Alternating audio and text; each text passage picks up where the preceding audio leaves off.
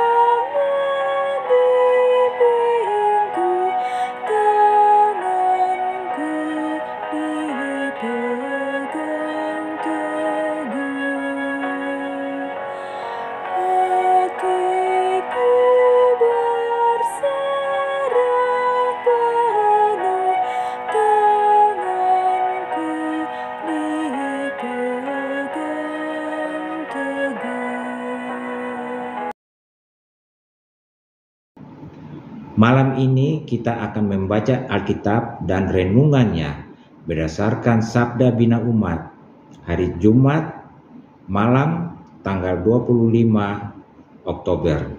Bacaan Alkitab terambil dari Efesus pasal 2 ayat 19 sampai dengan 22. Namun sebelumnya mari kita berdoa memohon pimpinan Roh Kudus. Mari kita berdoa. Ya Bapa Tuhan yang kami sembah dan muliakan, dalam nama Tuhan Yesus Kristus, di malam hari ini kami akan membaca Alkitab dan renungannya.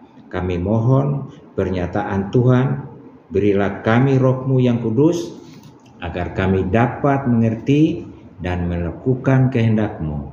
Ampunilah dosa-dosa kami ya Bapa, dalam nama Tuhan Yesus Kristus kami berdoa. Amin.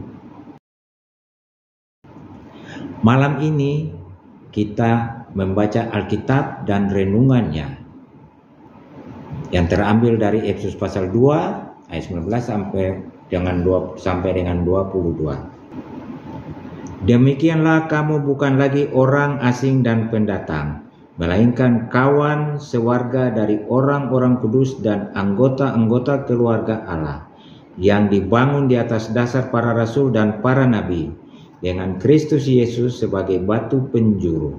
Di dalam Dia tubuh seluruh bangunan rapi tersusun menjadi bait Allah yang kudus di dalam Tuhan. Di dalam Dia kamu juga turut dibangun menjadi tempat kediaman Allah di dalam Roh. Demikian pembacaan Alkitab. Renungan malam hari ini dengan tema membangun tempat kediaman Allah dengan nats pembimbing ayat 22a.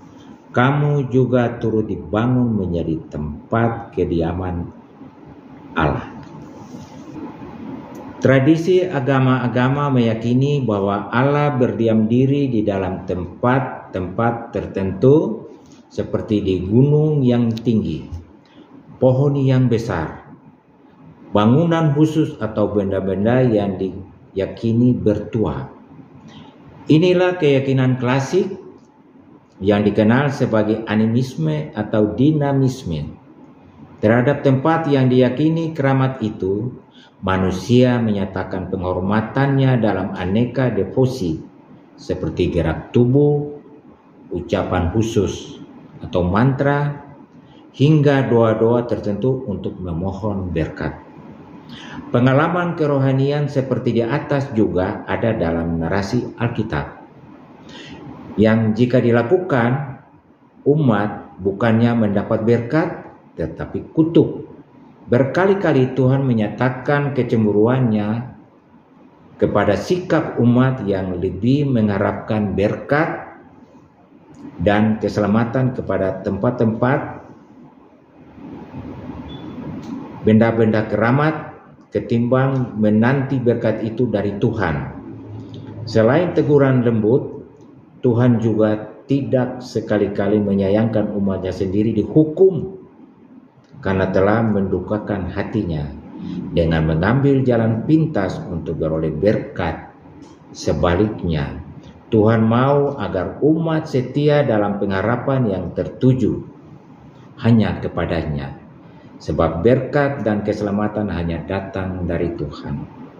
Dalam bacaan kita yang dimaksudkan Paulus dengan tempat kediaman Allah adalah manusia itu sendiri. Melalui karya penyelamatan Yesus Kristus, semua orang percaya diberi status baru sebagai orang-orang kudus dan anggota keluarga Allah, ayatnya yang ke-19. Dalam status ini, Allah menyatakan bahwa Ia mau tinggal dalam hidup manusia. Allah memanggil setiap orang untuk mengalami pertumbuhan iman melalui Yesus Kristus sebagai dasar iman yang telah ditanamkan oleh para rasul. Setiap orang pun dipanggil untuk mengalami disiplin rohani melalui cara hidup bersama orang lain di dalam gereja sebagai tubuh Kristus yang rapi, sebagai lawan kekacauan. Kudus sebagai lawan tidak takhir dan cemar. Mengapa? Karena Allah ingin diam di dalam hidup kita. Demikianlah renungan malam hari ini.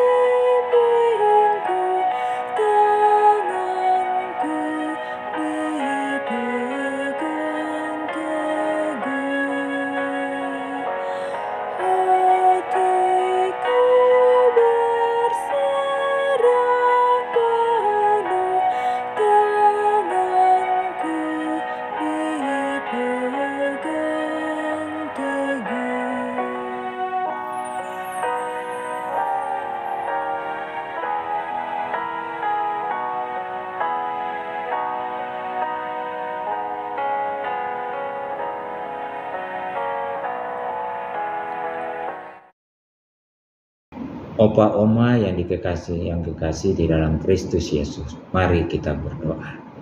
Terima kasih Tuhan atas pernyataan dan berkat-Mu. Kiranya firman-Mu mengajarkan kami tetap tinggal dalam Yesus Kristus, dan Yesus pun menetap dalam kehidupan kaum lanjut usia. Kami mendoakan bagi Dewan Pelkat PKRU GPIB, agar Tuhan menguatkan dan memberkati dalam setiap program kerjanya. Kami mendoakan Opa Oma agar tetap sehat dan bersemangat di dalam menikmati hari tua. Kami mendoakan pemerintah Republik Indonesia. Inilah doa permohonan kami yang kami panjatkan dalam nama Tuhan Yesus Kristus. Amin. Demikian renungan pada malam hari ini. Terima kasih atas perhatian Opa Oma. Tuhan Yesus memberkati.